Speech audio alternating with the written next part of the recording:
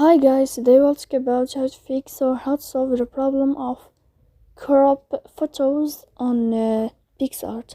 To know how to fix or how to solve crop photos on Picsart, you should just go to settings. Here you can click on apps, default apps, app settings. Then you will enter to the window or to the app of Picsart. After that you can click on first stop and you can click OK. Here we'll enter to the window of storage.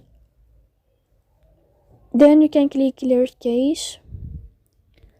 But pay attention, don't click clear data because that can cause you errors in your app.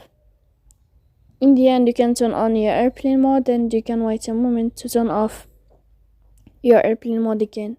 So please don't forget to support us by like and subscribe. See you next time in another video and thank you for your attention.